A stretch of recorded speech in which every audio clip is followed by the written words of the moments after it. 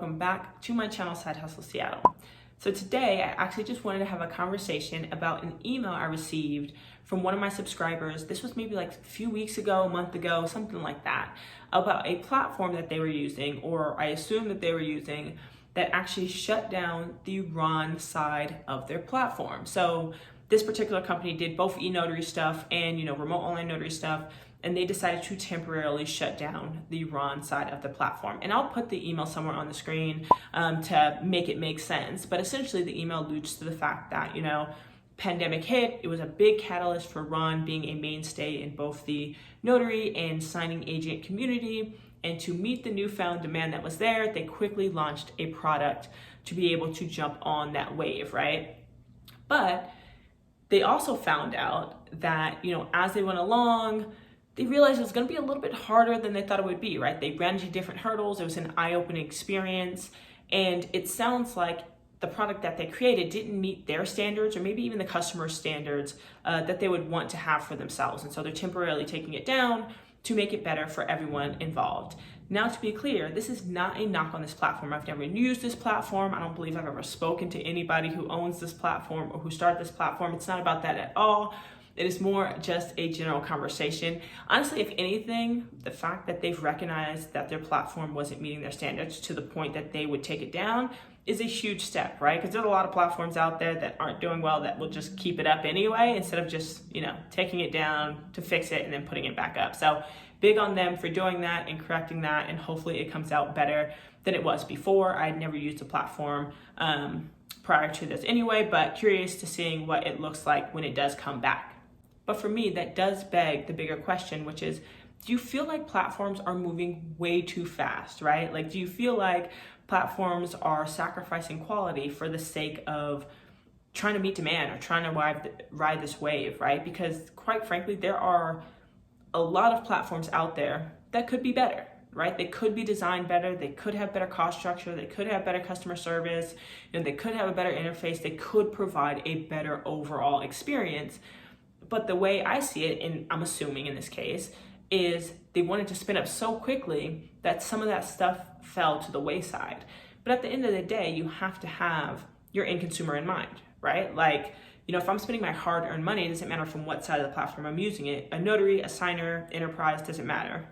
If I'm spending my hard-earned money, I want it to work correctly. And at the end of the day, especially as a notary, when you're doing work, if you have a platform that's not reliable, that's always messing up, that's a terrible experience for the customer, like, that's your reputation, right? Like, they don't care that it's the platform that's messing up. That reflects on you, and you could potentially lose a customer. And so getting it right up front is important. It's extremely important. But the question I have for you all is, what do you think is more important to a platform success, right? Like, do you think it's really important, especially right now in the RON space, to get your platform up and running as quickly as possible to meet this newfound demand? Or do you think it's more important to be able to slow down and launch a product that is correct the first time around, right? Ideally, you wouldn't have to sacrifice one or the other. You'd be able to launch quickly and it would be great, but it doesn't always work that way. Obviously, there's some benefits to being early to market or first to market, but there's also some benefits in waiting, right? And you kind of have to strike the balance of it. I think, obviously, being first to market, early to market, big competitive advantage. You get the brand recognition, which often drives loyalty. You become, the industry standard. And in some ways, depending on the industry, being first to market allows you to, I guess, in some ways, covet some of the resources that people may need to be successful, right? When I think of RON platforms, I think of the fact of having maybe exclusive partnerships with some of the biggest signing services or title and escrow companies out there. So that way, anytime they want to do a RON signing, it's always on your platform, right? Like, you could, eat up some of those bigger partnerships and make it harder for those smaller companies to do it. But, who's to say? And then you have the other side, which is, you don't rush to be first to market. You don't rush to be early.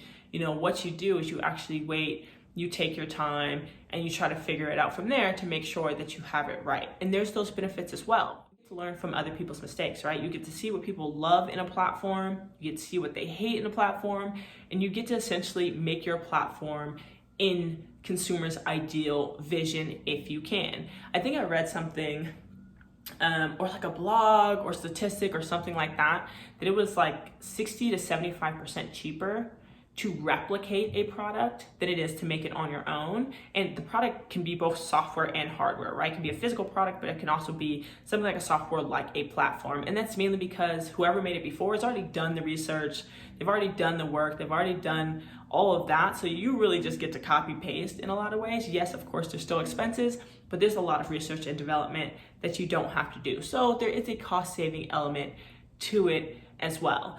One thing that the email said was, we were unaware of what lay ahead, right? Or what laid ahead, something along those lines. And it makes sense. If you're first to market, you have no idea what's coming, right? You don't know what kind of compliance you're gonna hit. You don't know what kind of hurdles you're gonna hit. You don't know what kind of roadblocks you're going to hit.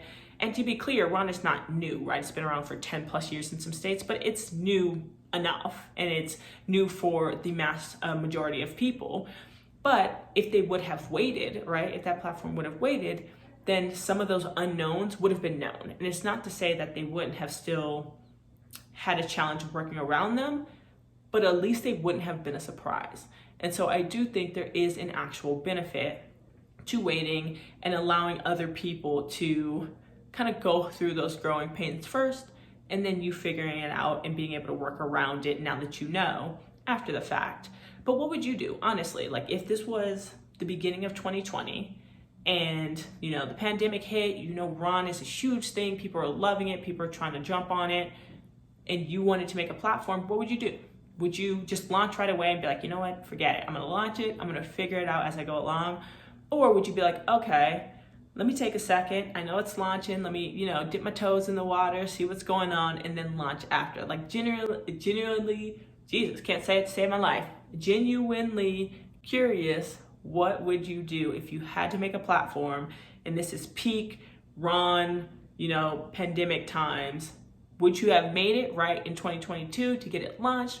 Or would you have waited until maybe now or even later?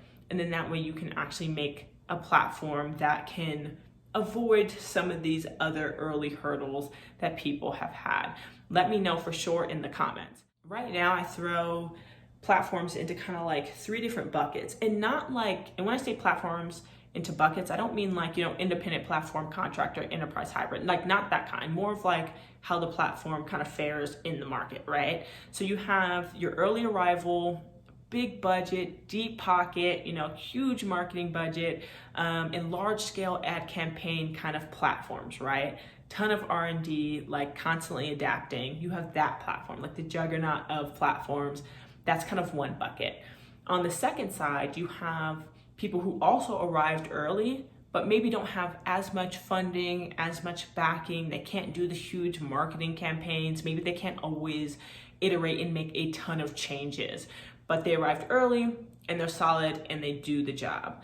And then you have kind of this newer bucket, which is kind of what I consider like a for notary by notary platform, right? These are the platforms that have waited and maybe launched, within the last year, within the last few months, that have really listened to the feedback that people have given from both, the signer side and the notary side, and try to give everybody what they wanted within a platform.